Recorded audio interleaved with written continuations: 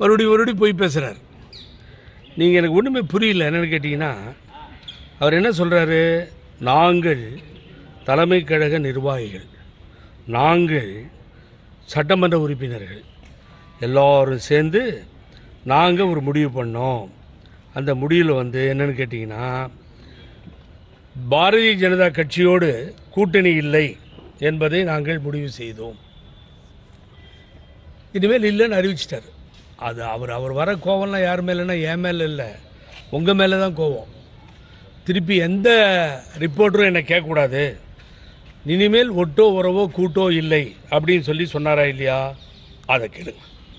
பாஜகவுடன் கூட்டணி இல்லை என்பதில் திட்டவட்டமாக உள்ளதாக கூறி வந்த அதிமுக பொதுச் செயலாளர் எடப்பாடி பழனிசாமி தற்போது மழுப்பலாக பதிலளித்துள்ளார். கூட்டணி குறித்த அவரது இருவேறு கருத்துக்களை பார்ப்போம்.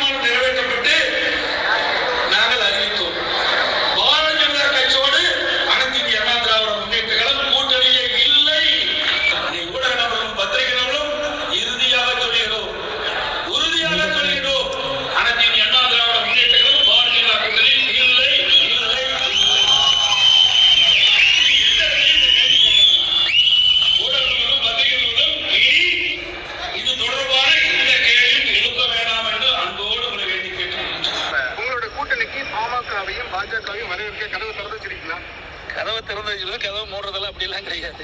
அதெல்லாம் மற்ற கட்சியில் அப்படி இருக்கும். அதிமுக பொறுத்த வரைக்கும் ஒத்த கருத்துடைய கட்சிகள்லாம் இன்றைக்கு ஒன்று சேர்ந்து மக்களோட ஆட்சி அகற்ற வேண்டும் என்பதுதான் எங்களுடைய நிலைப்பாடு. அது யார் யார் வராங்களோ அவையெல்லாம் ஒத்த கருத்துடைய கட்சி.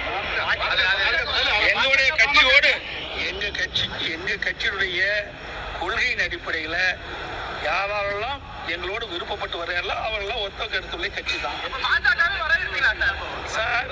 அதாவது முதல் நல்ல ஊடக நண்பர்களும் பத்திரிகைகளும் தெரிவிச்சுக்கொள்ளும். தேர்தல் என்பது அவ்வப்போது வருகின்றது.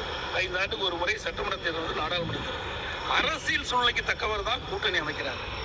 அந்த தேர்தலுக்கு நெருங்கின்ற பொழுதுதான் அந்த கூட்டணி யாரோட தலைமையில யார் கூட்டணி இருப்பாங்க என்று தெரிய வரும். அதுக்கு முந்தி எதை சொன்னாலும் நிற்காது. எல்லாம் உடனுக்குடன் செய்திகளை தெரிந்து கொள்ள. அதாவது நீ நல்லா கேளுங்க. ஒன்று மக்கள் முட்டாளாக இருக்கணும், இல்லை நிருபர்கள் ஏமாந்தவங்களாக இருக்கணும். ஒட்டோ உறவில் கூட்டணி வச்சுக்க மாட்டேன் பாரதிய ஜனதா கட்சியோடன்னு சொல்லி இவர் தானே திருப்பி சொன்னார். அப்புறம் தஞ்சாவூர் என்ன பண்ணுறாரு, ஒருமித்த கருத்து ஒத்து வர கருத்துலாம் இருந்தால் நாங்கள் கூட்டணி வச்சுக்க தயார்ன்றாரு. எல்லா தொலைக்காட்சியிலையும் போட்டு அதை பெருசு பண்ணி நேத்தியில் இப்போ நீங்கள் வந்த பின்னாடி தான் அதை பார்த்தேன் நான். ஏதாவது தெரிஞ்சு பேசுகிறாரா, தெரியாமல் பேசுகிறாரா, புரிஞ்சு பேசுகிறாரா, புரியாமல் பேசுகிறாரா எனக்கு தெரியல. அங்கே நெருக்கடி என்னென்னு கேட்டிங்கன்னா, பழனிசாமிக்கு தங்கமணியும் வேலுமணியும், ஃபார்வர்ட் மினிஸ்டர் தங்கமணியும் வேலுமணியும் இவர் பாரதிய ஜனதா கட்சியோட கூட்டணி வச்சுக்கணுன்றது ஒருத்த காலில் நிற்கிறாங்க. சொல்லுங்கள் அவங்க 2 பேர்த்தையும்.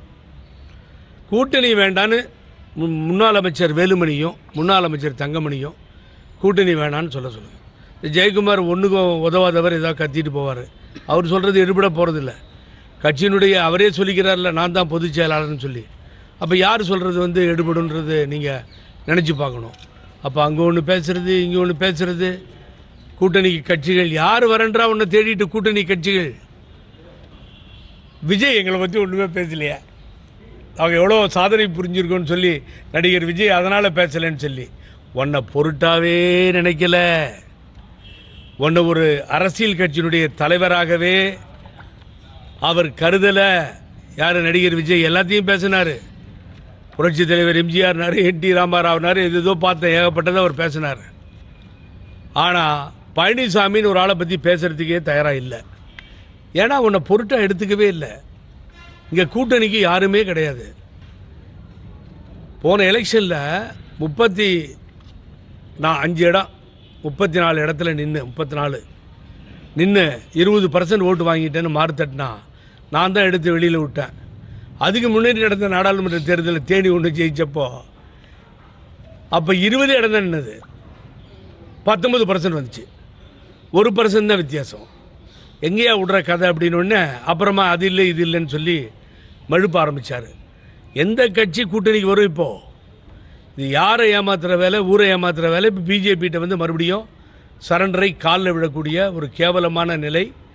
ஆகவே பிஜேபி கூட்டணி இப்போ இருக்குங்கிற மாதிரி இதை சொல்கிறார். ஆகவே மக்களை முட்டாளாக நினச்சிக்கிட்டு பேசாத பழனிசாமி, நீ எவ்வளோ பெரிய அறிவாளின்னு எனக்கு தான் தெரியும்.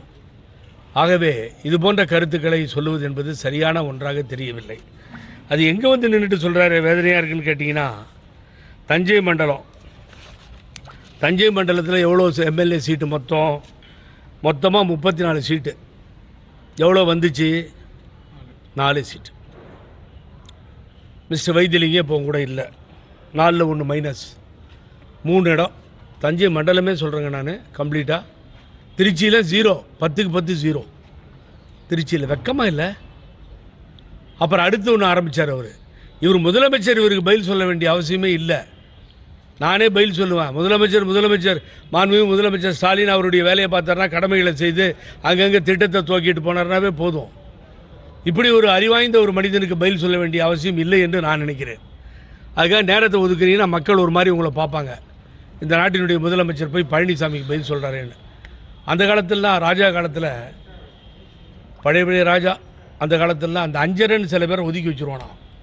6 அறிவு இருக்காது அந்த காலத்தில். அவங்க பேரே அஞ்சரன்னு வச்சுருப்பாங்களாம். அது மாதிரி அஞ்சரைக்கெல்லாம் முதலமைச்சர் பதில் சொல்லிட்டு இருந்தா அந்த நாட்டில். இது தேவையான முதலமைச்சர் தான் முடிவு பண்ணணும். சொல்லு பாப்பா, வா மேடையில் பேசலான்னு இவர் கூப்பிட்றாரு. அவரை வா மேடையில் பேசலாம்.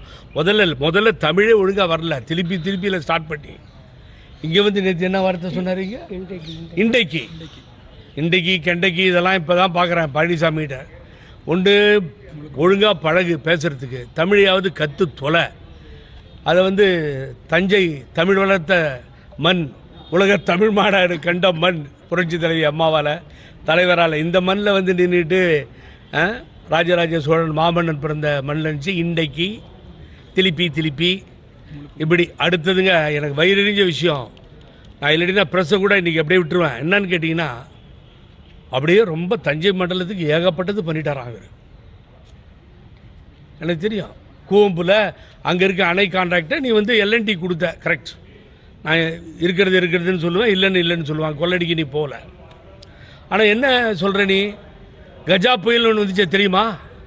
ஓய் பழனிசாமி, திரும்பி பார்த்தியா? நீ முதலமைச்சராக தான் இருந்த. நீ தஞ்சை மண்ணுள்ள வந்தியா? எவ்வளவு மரங்கள், எத்தனை லட்சம் மரங்கள், தென்னை மரங்கள். தமிழகத்தினுடைய மூளை முடுக்கெல்லாம் இருந்து கம்ப்ளீட்டாக எத்தனை லோடு லாரி மக்கள் அனுப்பிச்சது, இன்ஸ்டிடியூஷன்ஸ் அனுப்பிச்சது. எவ்வளவு பேர் நான் அனுப்பிச்சேங்க, ஒசூர்லேருந்து அனுப்பிச்சேங்க. அத்தனை தலைவர்களும் சேர்ந்து எவ்வளோ பண்ணியிருப்பாங்க. இந்த பக்கம் வந்து திரும்பி பார்த்துருக்கேன். நீ அந்த கஜா புயலுக்காக என்ன செய்தா இந்த தஞ்சை மண்ணுக்கு சொல்லுங்க. இந்த தஞ்சை மண்டலத்துக்கு 4 வருஷத்தில் என்ன பண்ணி கிழிச்ச நீ? அடுத்து இன்னொரு கேள்வி கேட்குறார், சூப்பர் கேள்வி. அதான் என்னென்னா, உதயநிதி ஸ்டாலினுக்கு ஃபுல் மார்க்கு கொடுத்து 100% அவருடைய டிபார்ட்மெண்ட்டை சரியாக பார்த்துக்கிறார் அப்படின்னு. அப்போ அவர் விட்ட வேறு மந்திரி இல்லாமல் பார்த்துக்கலையா அப்படின்னு சொல்லி அவரே சிரிக்கிறார். சூப்பரான கேள்வி. அவர் சொன்ன பதிலும் சூப்பரான பதில். பழனிசாமி 4 வருஷம் சசிகலான்ற சின்னம்மா காலில் விழுந்து ஆட்சிக்கு வந்த பின்னாடி நீங்கள் என்னென்ன கையில் வச்சுருந்தீங்க சொல்லுங்கள் பார்ப்போம். ஹோம் மினிஸ்டர், காவல்துறை, பொதுப்பணி, பிடபிள்யூடி, அப்புறமா ஹைவேஸ் நெடுஞ்சாலைத்துறை, துறைமுகம், சிறு துறைமுகங்கள், எது மாதிரி இதில் அடுக்கிக்கிட்டே போகலாமே. அதெல்லாம் உங்கள் கையில் தானே இருந்தது. அப்போ வேறு யாரும் அறிவாளியே இல்லையா பக்கத்தில்? ஏன் பல மினிஸ்டர் கூப்பிட்டு கொடுக்கறது? எம்எல்ஏஸ்க்கு நீ வச்சுக்கோ பொதுப்பணித்துறையை, நீ ஹோமை வச்சுக்கோ, நான் சிஎம் வச்சுட்டு ஏதோ ஒரு போர்ட்போலியோ வச்சுக்கிறேன்னு அந்த மனசு வந்ததா? அப்புறம் என்னத்துக்கு இப்போ உதயநிதி ஸ்டாலினை பற்றி பேசுகிறேனே? எவ்வளவு கொடுமை. அதாவது என்ன பண்ணுறேன்னு தெரியாமல் கண்ணாபின்னு வளர ஆரம்பிச்சிட்டார். அதுக்காக தான் சொல்கிறேன், எனக்கு நல்லாவே தெரியும். இங்கே 2 இடத்துலையும் அந்த தென்னை மரமெல்லாம் போய் அவங்க கதறி அழுததை கண்ணில் பார்த்தவன் நான். ஆகவே அடுத்தது குட்கா, எங்கே பாரு கஞ்சா, எங்கே பாரு தமிழ்நாடு பூரா ஆயிடுச்சு. பக்கத்தில் நின்றுட்டு இருக்கோம் பேரில் தானே CBI case pending, Central Bureau of Investigation. ஆட்சியில் அவங்க தானே தூக்கிட்டு வந்து குட்கா உள்ளே காமிச்சு பெரிய கலர் நடந்தது. பழைய டிஜிபியும் பழைய மினிஸ்டர்ஸ்லாம் அதில் மாட்டிக்கிட்டு இருக்காங்க. அப்புறம் நீ என்ன அதை பற்றி பேசுகிற? இதெல்லாம் ஏன் இது மாதிரி இவரை எதிர்த்து எல்லாத்தையும் பேச வேண்டியிருக்குன்னு கேட்டிங்கன்னா, இந்த கட்சி அழிஞ்சு போயிட்டு இருக்குங்க. என்ன நிலைமைன்னா, விஜய் ஒரு பொருட்டாக இவரை நினைக்கல அப்படின்னா, விஜய் எங்கேயாவது கிடைச்சா காலில் விழுந்துடலாமா, ஏதாவது ஒரு கூட்டணி எங்கேயாவது வந்து சேருமா அப்படின்னு. இப்போ பிரேமலதா ரெடியாக இருக்காங்க, அவங்களுக்கு நியாயமாக ஒரு ராஜ்யசபா சீட்டு கொடுக்கணும். அதை கொடுக்கலன்னா அப்புறம் அவங்க யாருன்னு சொல்லுவாங்க.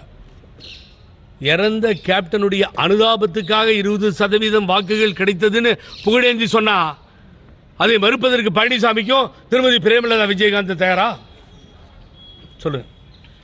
ஏன்னா விருதுநகர் ஒன்று தான் நெக் டு நெக் ஃபைட் போச்சு. 2000 ஓட்டு, 3000 ஓட்டு, 4000 ஓட்டு. ஜெய்ஸ்டார் ஒரு இடத்துல பிரபாகரன், விஜய் பிரபாகரன் தானே ஜெய்ஸ்டார் அப்படின்னு சொல்லி சொல்கிறேன். அப்புறம் தான் அவர் தோக்குறாரு. இந்த நிலைமை அதிமுக இல்லையே. 7 இடத்துல டெபாசிட் போகுது, 12 இடத்துல பின்னாடி போகுது, 5000 ஓட்டு வாங்க விலவங்கோடில். எவ்வளோ கேவலமான சூழ்நிலைங்க, சொல்லுங்க பார்ப்போம். ஆகவே இதையெல்லாம் மூடி மறைக்கிறதுக்கு இதெல்லாம் பொய் பேசி இங்கே வந்து அலைஞ்சிக்கிட்டு இல்லாததை சொல்லி பிஜேபி கூட்டணிக்கு மறுபடியும் போகிறாங்க, பேசுகிறாங்க. நான் என்ன கேட்குறேன், அம்மாவை தவறாக பேசுனதுக்காக ஹைகோர்ட்டுக்கு போனவன் நான்.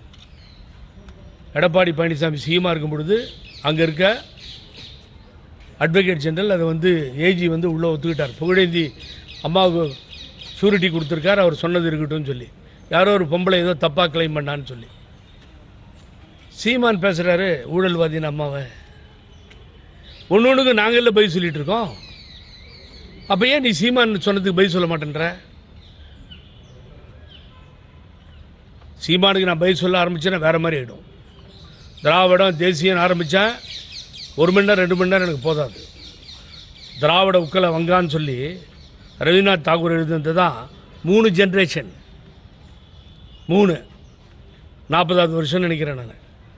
அவர் கொடுத்த தேசிய கீதத்தை நாட்டினுடைய பிரதம மந்திரிலேருந்து குடியரசுத் தலைவர்லேருந்து சாதாரண குடிமகன் வரைக்கும் அப்போ இருந்த ஓல்டு ஆல்ரெடி இந்த ஈவினிங் இருந்த வயதானவர்கள், நடுநிலைமை வைப்பவர்கள், மற்றவர்கள்லாம் அச்சம் என்பது மடமையிடா, அஞ்சாமை திராவிட உடமையிடான்னு எனது தலைவன் பாண்ட காலத்திலிருந்து.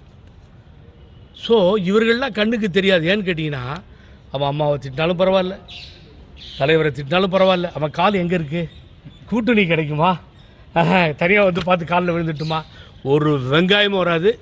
ஒரு ஆளும் பழனிசாமிகிட்ட கூட்டணி வரமாட்டாங்க.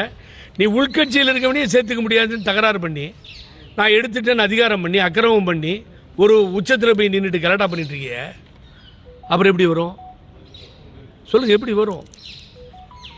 ஆகவே தான் அந்த இளங்கோ, எந்த இளங்கோ, நான் முதல்ல அரசாங்கத்தில் என்னென்ன பதவின்னு சொன்னேன், கட்சியிலையும் அப்படி தாங்க, அமைப்பு செயலாளர், வட்ட செயலாளர் அவர் தான். அதுக்கு பின்னாடி பார்த்தீங்கன்னா அமைப்பு செயலாளர், வட்ட செயலாளர், மாவட்ட செயலாளர், அதுக்கு பின்னாடி கட்சியில் வந்து பொதுச் செயலாளர், இதுபடி ஒரு 5-6 பதவி வச்சுருந்தார்.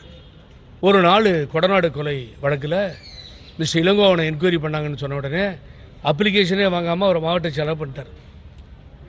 அந்த இளங்கோவன் மேலே டிவிஎஸ்சி எஃப்ஐஆரை போட்டு பெண்டிங் வச்சுருக்கு. இன்ன வரைக்கும் எந்த ஆக்ஷனும் இந்த டிவிஎஸ்சி எடுக்கிறது இல்லை. அது டிவிஎஸ் நான் சொல்லி சொல்லி இந்த கவர்மெண்ட்டுக்கு போகுதுன்னு போச்சு, எடுக்கிறது இல்லை, அரெஸ்ட் பண்ணுறதும் இல்லை.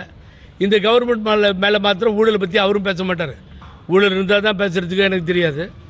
ஊழல் குற்றச்சாட்டை சொல்லுங்கள், பழனிசாமியை பார்க்குறேன், மாண்புமிகு முதல்வர் ஸ்டாலின் அரசு மீது சொல்ல மாட்டார். அப்போ என்னாச்சு, அந்த இளங்கோவன் மேலே இதே டிவிஎஸ்சி ரைடு விட்டப்போ கூட்டமாக போனீங்கல்ல, ஒரு பஸ்ஸில் ஏற்றிட்டுங்க, அங்கேருந்து போகிறது 200 பிரியாணி சப்ளை, அங்கே போய் டிவிஎஸ்சி ஆஃபீஸரோட தகராறு பண்ணுறது எல்லாம் பண்ணிங்கல்ல. அப்போ இன்கம் டேக்ஸ் உள்ள போய் 4 நாளாக ரைடு பண்ணிச்சா, அப்போ ஏன் ஒன்றுமே பண்ணலை? ஏன் வந்து அதுக்கு வந்து கண்டனம் தெரிவிக்கல? மத்திய அரசு வேணுனே எங்கள் மேலே பாயுது, தப்பு, பிஜேபியோட உறவு இல்லைன்னு ஏன் சொல்லலை?